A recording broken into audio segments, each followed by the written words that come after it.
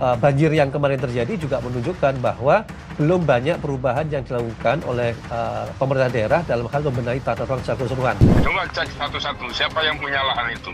Pasti ada yang bintang-bintang di pundaknya, dan juga politisi, dan juga orang-orang yang kaya raya. Yang tidak mudah adalah masalah pembebasan tanah. Kita memang dari hal ini hambatannya luar biasa. Kesepakatan dua belah pihak. Siapa? Yaitu pemerintah daerah dan teman-teman dari legislatif. Jadi tidak ada ceritanya perubahannya itu tiba-tiba terjadi. 3 meter dari bibir sungai. Ya, kita baru meninjau saja sudah dilempari batu oleh orang sekitar sungai. Bentuknya seperti apa? Anda mengawasi, kan tidak diajak diskusi.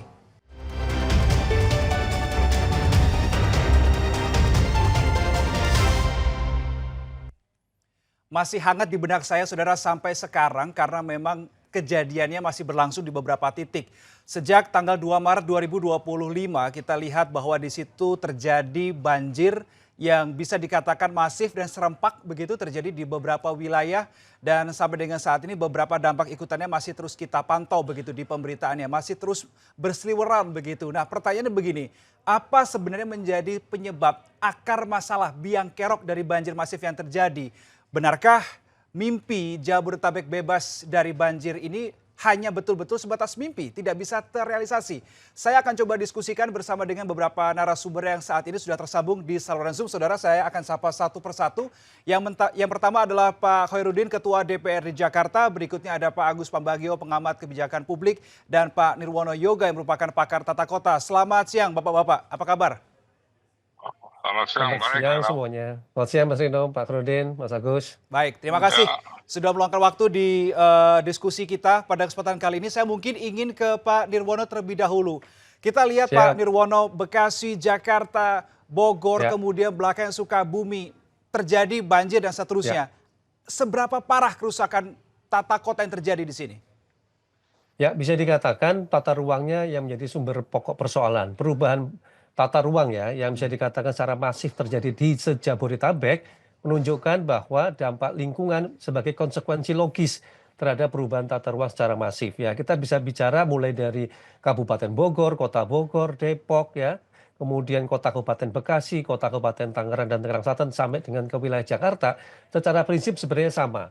Akibat perubahan tata ruang secara masif tadi dari hulu sampai dengan hilir, konsekuensinya adalah banjir, baik itu berupa banjir kiriman, banjir lokal, bahkan juga ancaman banjir rob, itu menjadi kenyataan di kota-kota tersebut. Ini PR terbesarnya begitu. Nah, PR-nya begini, Mas Rino, dari 2000 sampai 2020 kemarin sampai 2025, sebenarnya tidak banyak perubahan. Artinya tata ruangnya juga secara teknis tidak banyak berubah ya, sehingga banjir yang kemarin terjadi juga menunjukkan bahwa belum banyak perubahan yang dilakukan oleh pemerintah daerah dalam hal membenahi tata ruang secara keseluruhan.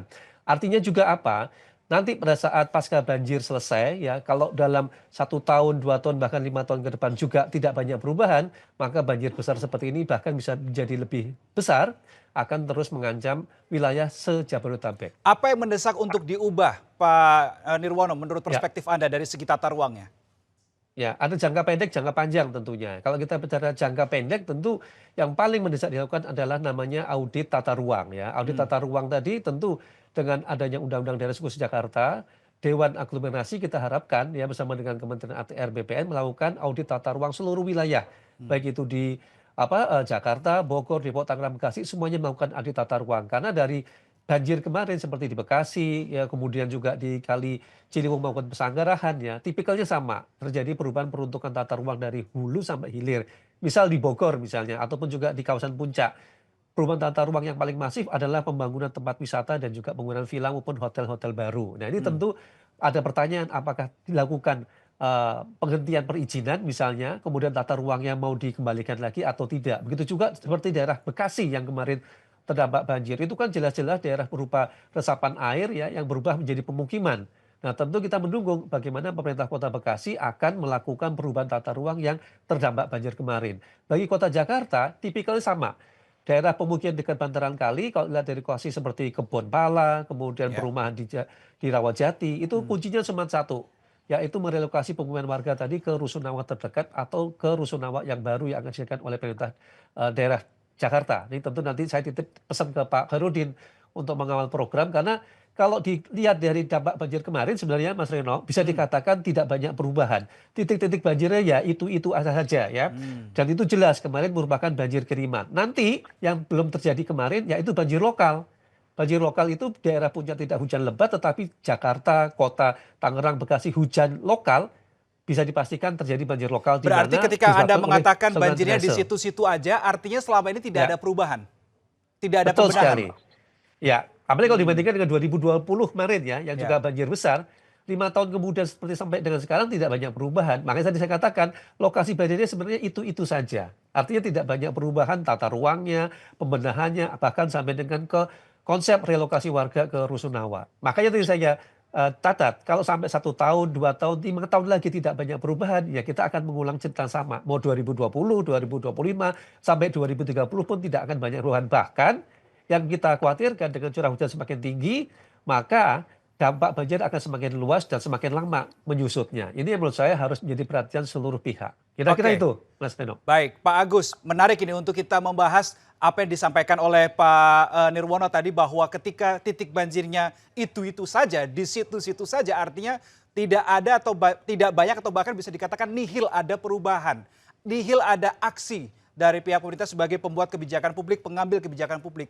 Apa yang Anda soroti di hal ini, Pak Agus? Ya, pertama kita harus ingat bahwa Jakarta tidak mungkin tidak akan banjir. Tidak mungkin. Makanya Belanda dulu membangun kanal-kanal. Tetapi itu diperburuk dengan tadi Mas Nirwono sudah sampaikan perubahan tata ruang dan sebagainya itu memperburuk. Nah, jadi sekarang ya nggak bisa karena selain tata ruang, pengambilan air tanah yang masif, ada peraturannya tapi tidak ada penegakan hukumnya, penyebaran masyarakat yang asal saja, kemudian di atas sana yang mau kunjur itu sekarang banyak ada glamping, ada hotel, ada ekowisata yang menebas semua pohon-pohon dan juga resapannya hilang. Ya pasti sudah seperti itu. Nah yang satu lagi heran, waduk yang dibangun di atas di Cipayung itu katanya saya belum lihat ke sana. Itu airnya tidak masuk ke situ, lalu kemana gitu. Artinya ada yang salah dalam desainnya. Gitu sih. Oke, jadi kalau menurut Anda ketika tadi masif ada tadi disebutkan oleh Pak Nirwono, ada villa, hotel, tempat wisata, glamping dan seterusnya tadi Anda baru saja juga menyampaikan. Artinya apakah orientasi pemerintah sejauh ini adalah orientasi bisnis, ekonomi saja dan juga mengabaikan aspek lingkungan, Pak Agus? Ya, orientasinya orientasi masa bodoh, yang penting uang masuk kan. Itu kan ada izinnya dari daerah. Itu tidak dilakukan dengan baik. Artinya peraturannya ada, penegakan hukumnya tidak ada. Ya akan terus begitu karena kita tahu. Coba cek satu-satu siapa yang punya lahan itu.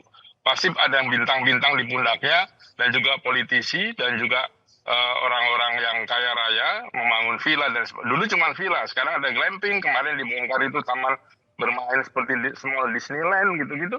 Itu kan proses menyatakan bahwa pemerintah daerah tidak peduli.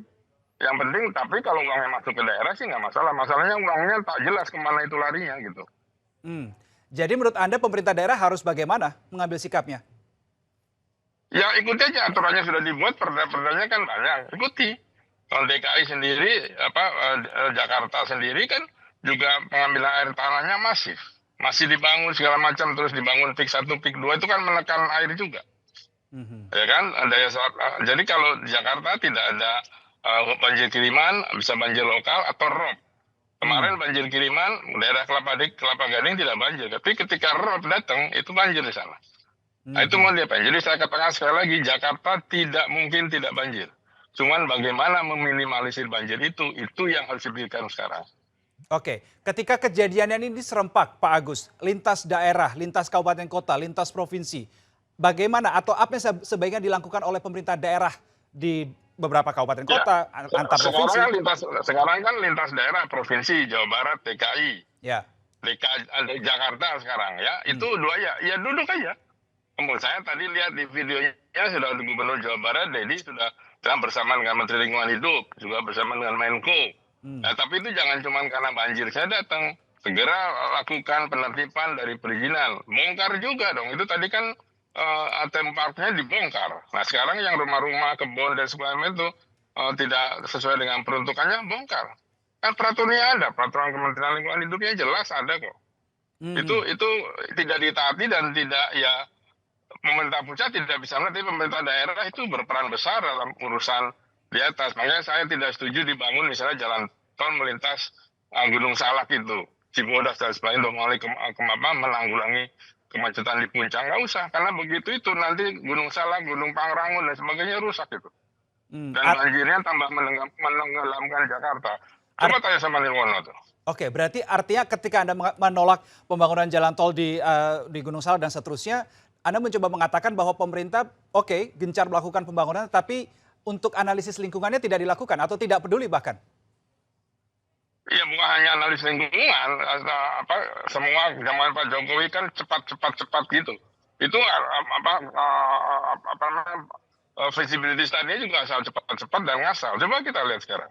Jalan-jalan cepat rusak. Itu kan ngasal. Jalan pakai beton itu statis itu 30 tahun. Tapi 3 tahun, 2 tahun sudah jebol. Ditambah lagi tidak ada kontrol soal truk-truk yang overloading. Nah, itu kan satu hal yang kesatuan bersama-sama memang kita abai. Para pemerintahan pusat dan daerah itu abai. Itu saja. Itu kejadian puluhan tahun, dari puluhan tahun tidak ada perubahan. Oke, baik. Saya ke Pak Khairuddin. Tadi dikatakan oleh Pak Agus bahwa Jakarta tidak mungkin tidak banjir. Yang bisa dilakukan adalah meminimalisir bagaimana banjir ini minim sekali dampaknya begitu. Pak Khairuddin sebagai Ketua DPRD Jakarta bagaimana menyikapi hal ini, meresponnya? Ya, terima kasih. Memang faktanya bahwa Jakarta sudah di bawah permukaan laut. Ada yang 1 meter, ada yang 2 meter di bawah permukaan laut. Artinya 13 jenis sungai, 13 aliran sungai yang masuk ke Jakarta ketika tidak lagi ditampung ke laut maka akan tumpah ke daratan. Jadi memang potensi banjirnya luar biasa, ya, akan merendam Jakarta. Untuk itu Jakarta berpacu, ya, dari sisi pembangunan anggaran agar banjirnya tidak parah karena terlambatnya kita dalam penanganan banjir. Dari sisi anggaran kita menyiapkan anggaran cukup besar 5,6 triliun ya untuk mengatasi banjir. Namun demikian sekali lagi ya belum terintegral, belum menyatu penanganan banjir dari seluruh border Jakarta. Ya Bogor, Bekasi, Puncak, kemudian Depok ya. Yang memang kalau seandainya saja ini sudah ada tim aglomerasi ya, sudah ada yang menangani wilayah border Jakarta, insya Allah ini akan mudah. Dan anggaran kita untuk bisa membangun tampungan air, embung-embung, danau, setu yang di sekitar Bogor, kemudian Depok akan lebih mudah secara administratif. Masalah pembangunan embung yang tidak mudah adalah masalah pembebasan tanah. Kita memang dari hal ini hambatannya luar biasa. Kemudian juga tadi benar disampaikan oleh narasumber kita, Pak Gus Payoga, tata kota kita memang perlu diperbaiki. Ya, ini ada pemukiman yang sudah ada di bibir sungai, 3 meter di bibir sungai.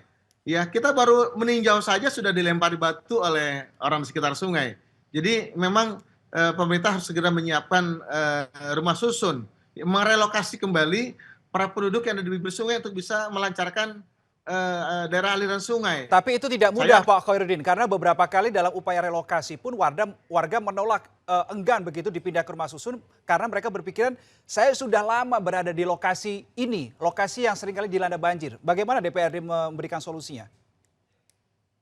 Ya tentu dalam hal ini pemahaman kepada masyarakat, seluruh tokoh masyarakat dilibatkan ya untuk bisa memberikan pemahaman, pengertian kepada masyarakat dampak dari mereka tinggal di wilayah bibir sungai.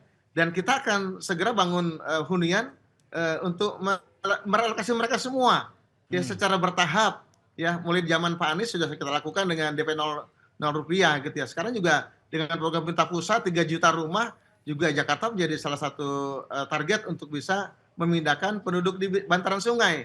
Di Ciliwung saja yang sedang ditangani oleh Kementerian PUPR bersama Pemda DKI Jakarta masih tersisa 17 km yang belum selesai. Sementara 12 sungai yang lainnya mesti menunggu antrian. Jadi memang ini masalah kejar-kejaran antara datangnya banjir hujan yang luar biasa dengan kemampuan kita dalam menyelesaikan permasalahan banjir di Jakarta. Anda menyebutkan tadi nominal terkait dengan soal banjir ini ya Pak Khairuddin. Di sisi lain kita juga berbicara efisiensi anggaran yang dilakukan oleh pemerintah pusat dan juga ke pemerintah daerah. Bagaimana Anda bisa optimistis bahwa di tengah efisiensi anggaran yang telah dilakukan untuk pengendalian banjir, penanggulangan banjir khususnya di Jakarta ya Pak Khairuddin, ini tetap berjalan maksimal? Ya, saya sangat optimis untuk pengendalian banjir dan kemacetan tidak mengalami pengurangan karena itu program utama kita. Karena itu layanan kita kepada masyarakat. Yang kita kurangi efisiensi adalah mengenai makan minum, acara-acara seremonial, perjalanan dinas luar negeri, ya perjalanan dinas dalam negeri yang tidak terlalu urgen, yang bisa digantikan dengan kegiatan lain. Jadi insya Allah untuk banjir tetap kita pertahankan karena ini adalah layanan utama kita kepada masyarakat. Tadi Anda katakan ada upaya untuk relokasi, pembebasan lahan dan seterusnya begitu. Mana yang menurut Pak Khairuddin sebagai Ketua DPRD Jakarta paling mendesak untuk direlokasi? Titik mana Pak Khairuddin dan kenapa? Titik utama adalah titik-titik yang dilalui alur sungai dari puncak. Ya Ciliwung saja daerah-daerah yang harus dibebaskan penloknya saja belum. Ya, belum dibayar kepada para pemilik tanahnya. Jadi masih terlalu lama waktu yang dibutuhkan, anggaran yang besar untuk bisa menyelesaikan satu sungai saja. Jadi memang ini mohon kesabaran, ya kemampuan keuangan kita juga terbatas untuk bisa menyelesaikan 13 jenis sungai. Dan kita akan segera relokasi dari rumah susun yang sudah tersedia ya untuk ditempatkan ke rumah susun kita dari Pemprov DKI Jakarta. Dan terus kita akan bangun rumah susun ini untuk bisa merelokasi saudara-saudara kita yang ada di bantaran sungai untuk bisa memfungsikan kembali, menormalisasi sungai. Ya, ini penting betul ya. Saya sudah sering kali tinjau lokasi di Sungai Krukut dan di Ciliwung. Karena memang tidak mudah untuk merelokasi dan memberikan pengertian. Saya minta seluruh masyarakat terlibat, para tokoh masyarakat, para alim ulama, karena ini dampaknya besar, biaya yang dikeluarkan untuk menanggulangi pasca banjir sangat besar ketimbang antisipasi penempatan saudara kita di rumah susun. Oke, baik. Relokasi bagi warga yang tinggal di bantaran sungai karena memang secara aturan di sekitaran sungai ini tidak boleh ada permukiman begitu. Bagaimana? Saya ingin tanyakan ke Pak Agus Pambagio. Pak Agus, bagaimana menurut Anda pemerintah harus segera mengambil kebijakan terkait dengan hal ini supaya benar-benar mau, tidak seperti Pak Khairuddin tadi baru meninjau saja sudah dilempari batu. Bagaimana menurut Anda, Pak Agus? Ya, itu kan kesalahan dari pemerintah daerah dari zaman kapan yang membiarkan urbanisasi asal nempel di pinggir. Akan peraturannya daerah aliran sungai tidak boleh ada bangunan. Dan yang pernah dilakukan oleh Ahok kan membersihkan itu. Menggali, memasang tanggul, kemudian memindahkan ke rusun. Nah sekarang sama itu. Kalau dia tidak mau, pilihannya cuma dua ya. Nanti mau dengan paksa atau dibiarkan tenggelam di situ orang-orang. Tapi mau bagaimana? Nggak ada cara lain menurut saya. Karena itu daerah terlarang, daerah aliran sungai sudah disiapkan dari zaman Belanda dulu adalah untuk jalan inspeksi misalnya. Tidak boleh ada bangunan. Nah apa yang dulu tadi saya katakan sudah pernah dikeruk dan normalisasi sungai kan cukup berhasil. Dipasang tanggul dan sebagainya. Tapi kan ada yang balik lagi ke situ. Nah yang kembali lagi itu loh. Itu kan tidak boleh sudah harus dilakukan pemindahan. Kalau tidak mau lakukan pemindahan kan dia akan banjir lagi. Nggak ada cara lain lagi. Ya dikasih edukasi ya mulai dari sekarang, tapi kan kita harus menunggu anggaran terus apa dan seterusnya. Mereka pasti demo itu sudah pasti. Sama seperti yang di yang di daerah Ancol yang tempat sepak bola itu kan sama juga begitu. Nggak mau dipindahkan dan seterusnya dan pasti tidak mau dan salahnya dulu zaman Pak Jokowi gubernur kan dikasih KTP sama kayak yang penumpang. Jadi memang kesalahan awal itu ada di pemerintah daerah. Pelumpang itu kan 150 hektar itu tidak boleh diapa-apakan, tapi terus merangsek ke dalam. Sehingga ketika itu meledak kemarin kena semua lalu minta ganti. Padahal itu kan daerah terlarang dan dikasih pula KTP. Anies juga ngasih waktu itu. Nah jadi hal ini yang sudah tidak boleh lagi dilakukan.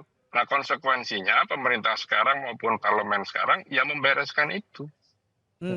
Berarti Anda mencoba mengatakan ketika warga yang seharusnya menempati daerah yang dilarang tetapi justru mendapatkan KTP, ini kan ada unsur politis sebetulnya di situ, Pak Agus.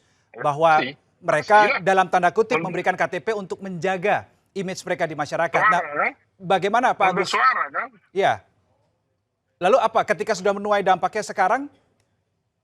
Ya lakukan penertiban karena peraturannya tidak boleh membangun di aliran sungai. Sekarang begini contoh, misalnya ya itu tadi saya contoh pelumpang terbakar, Dari dulu kan sudah ada sungainya, sudah ada apanya, sungai juga sama.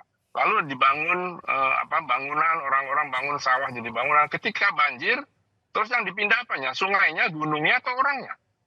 Pilihannya kan cuma itu. Kita harus tegas. Ya kesalahan pemerintah yang dulu-dulu, ya itu tanggung jawab pemerintah yang sekarang kan. Kan nggak bisa masa sungainya banjir terus karena gunungnya gundul, biar nggak banjir, sungainya dipindah. Kan ada begitu, ada beberapa proyek begitu. Iya. Nggak betul itu, ya orangnya itu yang dipindah, dicarikan tempatnya. Nah sekarang tempatnya juga harus accessible, ada angkutan umumnya, jadi komprehensif gitu, jangan cuma mindahin saja, buat mereka kan nggak bisa hidup. Tadinya dekat pasar, dekat mereka jualan kaki lima atau jauh. Makanya dibuat ada transportnya, mungkin dikasih gratis, disubsidi, atau dibikin pasar dekat situ. Sehingga ramai, nanti pemerintah membuat pelebaran jalan, membuat bangkitan ekonomi harus lewat situ. Kan mikirnya gitu, tidak bisa mikir by proyek gitu. Kalau mikir by proyek ya seperti sekarang. Oke, baik. Saya ke Pak Nirwono. Pak Nirwono, ada Ya, data yang disampaikan oleh pihak Kementerian Lingkungan Hidup kemarin kepada awak media. Saya akan bacakan datanya, akan sedikit agak panjang begitu ya. Jadi di wilayah hulu Sungai Ciliwung itu ada 15.000 hektar. Pada tahun 2010 seharusnya itu fungsinya sebagai kawasan lindung, kemudian Taman Nasional dan seterusnya. Kemudian KLH terkejut begitu. Tahun 2022 tiba-tiba wilayah yang tadinya 15.000 hektar itu 8.000 hektar itu jadi sektor pertanian. Nah, yang kemudian itu ada juga dari jadi kawasan permukiman. Bagaimana menurut Anda ada alih fungsi lahan, tapi pemerintah tidak tahu? Mungkinkah hal itu sebetulnya? Sebenarnya bisa dikatakan tidak ya. Kenapa? Karena dalam jumlah yang sangat masif ya, luasan sampai ribuan hektar, itu kan perlu izin khusus. Yang memberikan izin perubahan tata ruang itu hanya bisa dilakukan oleh pemerintah daerah. Karena apa? Pemerintah kan sudah punya peraturan daerah terhadap rencana detail tata ruang kawasan tersebut. Nah, setiap kali perubahan tata ruang itu tidak mungkin dilakukan begitu saja, karena dia harus merubah apa yang tercantum di dalam rencana detail tata ruang tadi dengan kesepakatan dua belah pihak. Siapa? Yaitu pemerintah daerah dan teman-teman dari legislatif. Jadi tidak ada ceritanya perubahannya itu tiba-tiba terjadi. Satu itu. Kemudian yang kedua, yang tadi saya katakan, kalau KLHK melakukan pengawasan setiap tahun, umpamanya ya, maka mestinya bisa diketahui bahwa terjadi indikasi perubahan tata ruang tadi, apakah itu sesuai dengan aturan atau ada pelanggaran misalnya. Karena apa? Contoh misalnya, dari perubahan rupa sebagai hutan lindung, konservasi, kemudian dirubah menjadi tempat wisata, itu kan harus ada izinnya. Pengusaha yang melakukan usaha tadi harus minta izin kepada pemerintah daerah. Pemerintah daerah pada saat memberikan izin tadi kan harusnya ngecek tata ruang di kawasan itu untuk apa, begitu? Apakah untuk pertanian, apakah itu untuk hutan lindung, apakah untuk tempat tujuan wisata. Jadi tidak ada yang tiba-tiba. Kemudian tidak mungkin dalam waktu singkat karena itu perlu proses ya, perlu rapat, perlu tinjauan lokasi dan seterusnya. Nah, ini yang seringkali lepas dari pengawasan.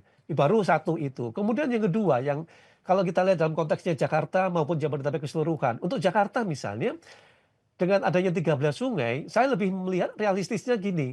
1 tahun 1 sungai, Pak Khairuddin, itu akan lebih realistis nih daripada kita bicara 13 sungai. Tapi kalau kita punya target seperti itu, 5 tahun kan bisa 5 sungai misalnya ya. Tadi dikatakan Pak Khairuddin ada Sungai Ciliwung sudah 17 kilo, berarti kita tinggal beresin 16 kilo misalnya. Normalisasi Kali Ciliwung, memindahkan warga ke relokasi ke Rusunawa, itu jauh lebih realistis. Sehingga kita punya target 1 tahun 1 sungai, berikut juga dengan kemudian sungai berikutnya Kali Pesanggeran yang kemarin banjir, kemudian nanti Kali Kerukut ataupun juga Kali Cipinang misalnya. Tapi ada target yang jelas. Ditambah apa? Ditambah dengan badan-badan air baru, entah itu danau, entah itu waduk, entah itu embung baru untuk memperkuat dari posisi aliran sungainya tadi. Warga jelas tadi, bantaran kali tidak boleh ada pemukiman, maka suka tidak suka mereka harus direlokasi ke Rusunawa. Rusunawa ada 2 pilihan.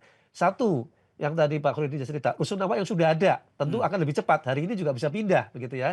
Kalau konteks Jakarta yang sudah ada yang terbaru kan ada Rusunawa selain Pasar Rumput, ada Rusunawa Jagakarsa misalnya. Nah, kalau memang warga enggan berpindah dari Rusunawa yang agak jauh, Pemda bisa melakukan yaitu identifikasi aset Pemda. Di mana aset Pemdanya berupa apa? Misal di situ ada sekolah negeri, ada kantor kelurahan, ada kantor kecamatan, bahkan puskesmas yang luasnya minimal 5.000 meter persegi atau bahkan lebih luas.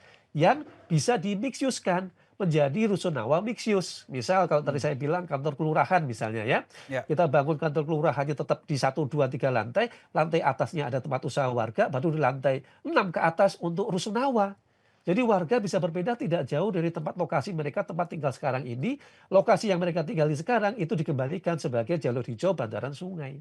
Jadi Ah, solusi-solusi ini yang saya harapkan bisa diwujudkan dengan dikawal oleh teman-teman dari legislatif. Soal anggaran tadi Pak Khoirudin cerita, anggaran itu banyak untuk DKI ya banjir. hmm, Begitu juga dengan daerah-daerah lain itu sebenarnya fokus anggaran. Mumpung sekarang lagi kepala daerahnya baru, RPJMD-nya sedang disusun juga gitu ya. hmm. APBD juga bisa dilakukan APBD perubahan sehingga langkah-langkah taktis pasca bencana banjir ini dapat segera dilakukan Mas Reno. Itu kuncinya sebenarnya. Oke, Pak Nirwono, yang juga menjadi sorotan adalah data yang saya baca di tahun 2023 Ya, RTH atau ruang terbuka hijau di Jakarta ini sebesar 5,2%. Jauh banget ya, dari yang dipersyaratkan 30%. Bagaimana Anda menyoroti hal betul. ini? Ya, betul. Berarti kan itu mengindikasikan. Kenapa? Karena sebenarnya ya pada tahun ini menurut ke belakang sedikit. Tahun Ya. 1965 ruang terbuka hijau Jakarta itu 37,5% ya. Hmm, Tahun 1985 itu kita masih punya 25,85%. Artinya masih cukup ideal. oke. Tetapi begitu memasuki tahun 2000 ya, 2000-an awal itu tinggal 9%. Kalau sekarang sampai dengan 5,2% berarti sudah bisa dipastikan hampir sebagian besar ruang terbuka hijau tadi itu berubah fungsi, entah itu untuk pemukiman maupun untuk komersial. Dampak konsekuensi logisnya apa? Banjir, udah pasti. Tinggal tadi, yang tadi sudah saya singgung sama Mas Agus juga, ada banjir kiriman, itu di pemukiman bantaran kali, yang ruang terbuka hijaunya juga berubah tadi di pemukiman. Hmm. Kemudian banjir lokal, yaitu daerah yang tadinya berupa resapan air berubah menjadi pemukiman. Dan yang ketiga adalah banjir rob, di mana perumahan memenuhi daerah pesisir. Tanpa ada aksi yang secara konkret tadi, ya pembenahan tata ruang, penambahan ruang terbuka hijau, maka banjir di Jakarta justru bukannya semakin berkurang nanti Mas Reno, Hmm. tapi semakin tinggi. Kenapa? Ada 3 indikator. Satu, cuaca curah hujan kita semakin ekstrim ya. Kalau kemarin itu rata-rata 150 mm per hari, sekarang kecenderungannya justru di atas angka 200. Nah Ya. ini tentu akan berbahaya karena kapasitas saluran air di Jakarta itu hanya mampu mencakup 100-150 mm per hari. Jadi kalau curah hujannya di atas 200, otomatis pasti akan terjadi banjir. Kedua, tadi ruang terbuka hijau yang berkurang, daerah tangkapan airnya berkurang, kemudian daya resap tanahnya juga berkurang, hujan sebentar saja 1-2 jam pasti akan banjir. Nah ketiga, perubahan masif ini sampai dengan sekarang belum ada, bisa dikatakan perbaikan yang dikatakan 2020 sampai 2025 nyaris tidak banyak perubahan. Ini yang menurut saya kalau tidak ada perubahan secara signifikan, nanti tahun 2030 nih kita ngobrol bareng dengan Pak Khoirudin, Mas Agus, dengan Mas Reno, sama banjirnya. Bahkan bisa jadi lebih parah Mas Reno. Temanya sama, Mas masihan Agus ya. ya. Oke. Iya, betul. Ya, Pak Agus, saya kembali ke Anda. Salah satu yang bisa digadang-gadang begitu ya, digadang-gadang bisa ya setidaknya mengurangi beban Jakarta, karena ini kan terkait dengan semakin berat bebannya, land subsidence-nya akan semakin tinggi begitu, sehingga banjir pun juga, banjir lokal bisa sewaktu-waktu terjadi. Nah, apakah dengan kebijakan memindahkan ke IKN begitu, pindah ke IKN sebagian ASN-nya, ini menjadi solusi yang tepat sebetulnya Pak Agus menurut Anda? Pak Agus minta tolong audionya bisa di-unmute. Oh, ya, ya setuju, tetapi itu jangka panjang ya. Tidak bisa dalam 5 tahun, 10 tahun. Biasanya rata-rata 20 tahun. Ya, Hmm, sekarang dari sekarang sampai 20 tahun ke depan kita mau ngapain? Kan hmm, itu yang persoalannya. ya. Karena curah hujan tambah, tadi Mas Ronald bilang, dan seterusnya, penduduk juga nambah. Kita kan gagal KB ini. Hmm, Udah nggak ada lagi KB. Ya, orang beranak aja terus, dan terus nambah. Lalu daya dukung alam sudah tidak ada. Ini menjadi persoalan. Nah, hmm. jadi yang sekarang menurut saya sudah keruk semua sungai dulu supaya itu bertambah daya tampungnya. Hmm. Kemudian bersihkan rumah-rumah yang ada di bantaran sungai itu sudah tidak ada boleh lagi. Kan kita ada sodetan-sodetan itu. Saya belum melihat apakah sodetan itu yang di Kampung Melayu itu berfungsi atau tidak gitu ya. Hmm. Terus yang bukan sodet penampung kayak embung yang di atas di Ya. Cipayung itu berfungsi atau tidak yang dibangun PUPR. Hmm. Nah itu saya belum dapat reviewnya dan saya juga belum sempat lihat ke sana. Tetapi kerusakan di atas sana sudah semakin masif dan sudah naik ke arah sana kan, ke arah Gunung Salak, ke arah Gunung Pangrango, ke arah Gunung mana itu, Gunung Gede dan Ya. seterusnya itu sudah rusak. Nah itu harus di stop, dihentikan. Jadi penegakan hukum perizinan tidak ada lagi. Dulu kan begitu banjir ada tuh gebrakan kayak sekarang nih, Menko datang, Menteri datang, Gubernur datang, tapi setelah itu hilang lagi. Nah sekarang Hmm. itu ramenya semua kayak korupsi juga, ramenya cuma di medsos, tapi tidak ada tindakan di lapangan yang nyata yang bisa dinikmati manfaatnya oleh masyarakat. Semua hanya berkelahi menangkap dan semuanya diekspos di medsos, semua orang berbicara, tapi no action yang betul-betul bisa mencegah itu terulang. Apa yang bisa dilakukan publik kalau begitu Pak Agus, supaya keriuhan ini bukan hanya riuh kosong, tetapi juga ada riuh dan juga ada follow up-nya, isinya, ada continuity-nya. Publik harus bagaimana? Ya publik sebenarnya sudah sekarang ini menjadi sangat kritikal karena sudah banyak publik tidak bekerja. Saya sangat khawatir ketika orang tidak bekerja itu macam-macam ya. Nah jadi sekarang yang penting memang bukan makan dulu nih, yang penting carikan pekerjaan buat masyarakat. Nah, mencarikan pekerjaan itu juga harus dipikirkan lokasi dia bermukim dan sebagainya. Ini yang sampai hari ini mengkhawatirkan. Kalau tidak kita cuma berdebat saja di televisi ini, berdebat di mana di medsos dan seterusnya, tapi tidak ada upaya-upaya. Ya kan? Nah sekarang upaya ini mumpung gubernurnya baru, dua daerah ini, ayo gimana kita bikin real, tapi jangan lama-lama. Yang penting kan sudah pernah dilakukan dan mengurangi itu tadi, revitalisasi sungai, kemudian pemindahan itu ke rusunawa dan sebagainya. Dan terus apalagi? Ini yang harus cepat, di samping tidak ada lagi perizinan apapun bentuknya ya yang menghambat aliran air itu ke laut maupun tidak bisa menahan air di puncak bukit. Itu saja. Kalau tidak sudah kita hanya berdoa saja. Oke, baik. Saya ke Pak Khairuddin, yang bagian pengawasan ini kan DPRD ya, Pak Khairuddin. Tadi imbauan dari Pak Agus adalah bagaimana tidak menerbitkan perizinan yang menghambat aliran air dan seterusnya. Bagaimana DPRD Jakarta nanti yang mengawal hal ini? Betul, terima kasih dua narasumber, Pak Agus dan Pak Nirwono, telah memberikan masukan pada kami, DPRD Jakarta, untuk melakukan pengawasan. Dan memang sekarang kita keluhkan juga nih, dengan izin yang masuk ke kita.